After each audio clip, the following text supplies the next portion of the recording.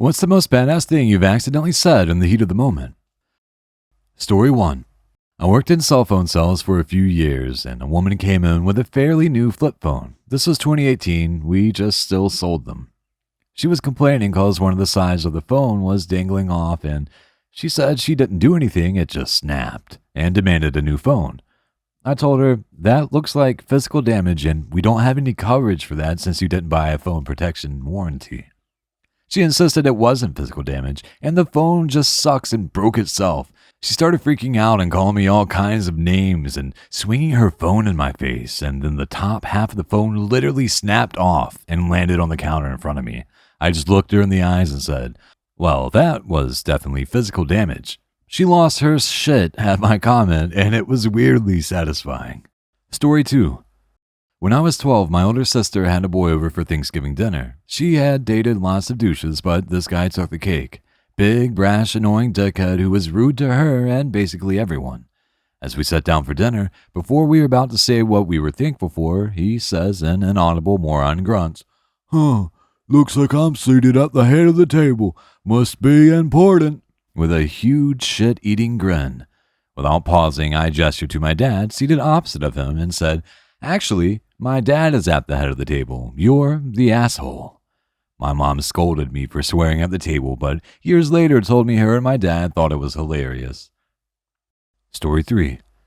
I didn't realize the nature of my comment when I wrote it, but in high school, one of my teachers did end-of-the-year anonymous evaluations. Everyone hated him, and I understand why, but I still did well in his class. I wrote, I don't have any critiques about your teaching, but I think you should work on being a better person.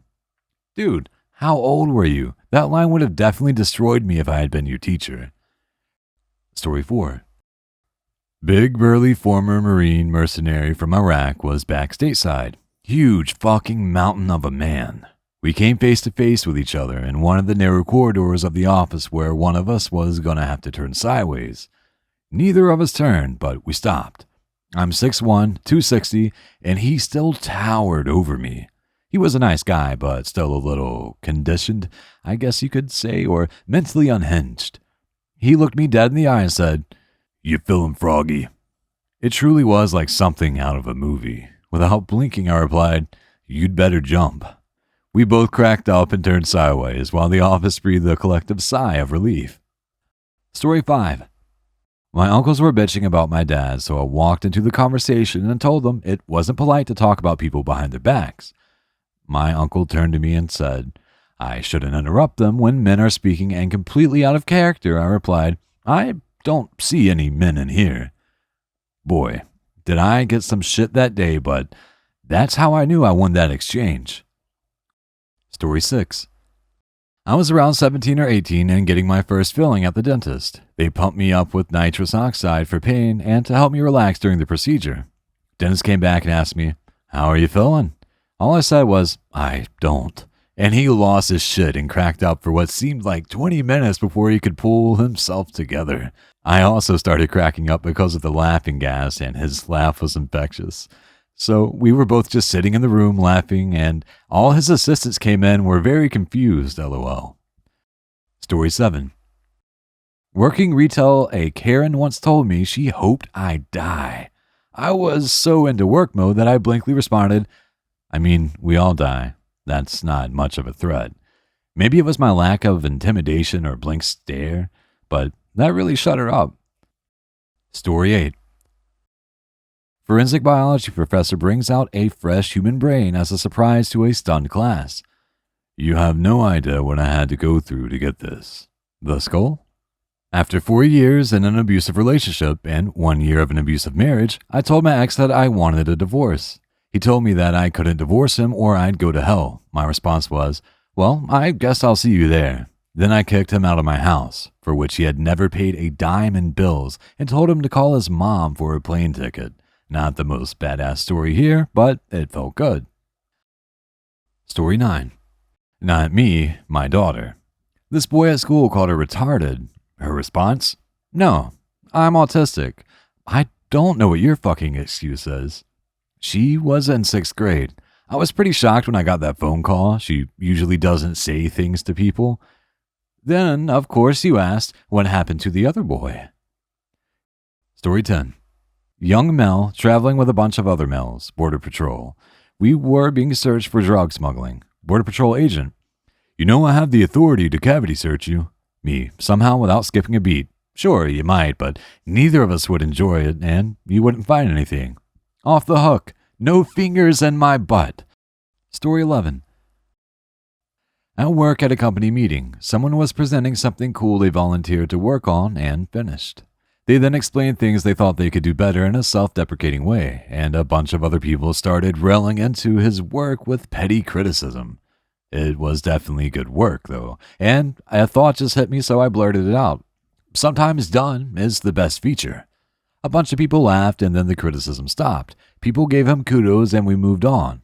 Not really badass, but I was surprised this thought somehow came out fully formed, like it was some phrase I'd been saying for decades. I guess I was just realizing how many people don't finish anything they start, so done suddenly seemed like a pretty damn good feature. Give the man some credit for finishing the damn thing. This is actually really inspirational. I'm a perfectionist and often hate stuff I work on so much I abandon it. I'm going to try to internalize this message. Story 12. At work, project management undercut and mismanaged a project so badly. They pushed getting a minimum viable product out with the goal to roll out improvements later. Product released. They all patted themselves on the back and moved on. Then that minimum viable product broke. In a meeting we had with our directors about how it's so broken and the cost to fix it is, etc. No cost too big, unlimited manpower, etc. I asked, how come we couldn't afford to do it right, but we can afford to do it twice?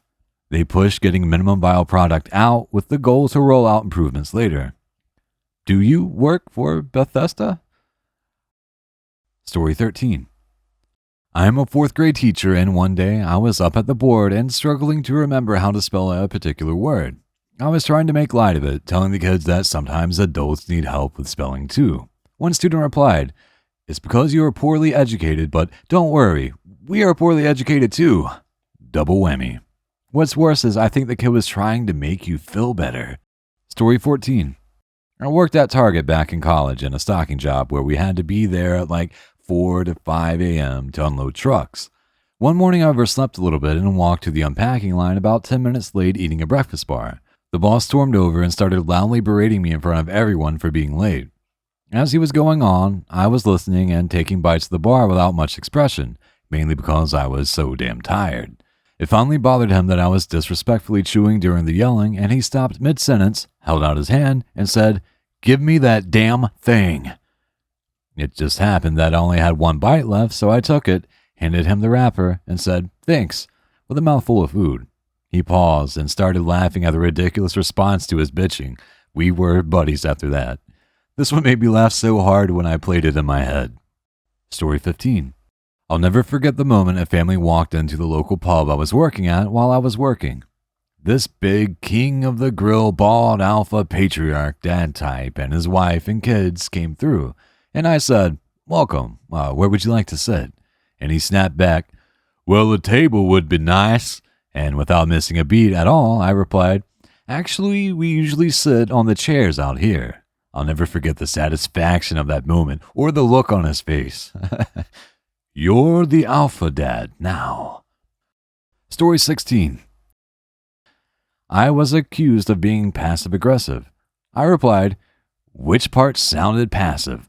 I don't ever want to come across as passive." We sincerely appreciate you taking the time to watch our YouTube video. If you find our content helpful and enjoyable, please click the subscribe button to stay updated on any new videos we share in the future. Thank you once again, and we hope to see you in our next upcoming videos.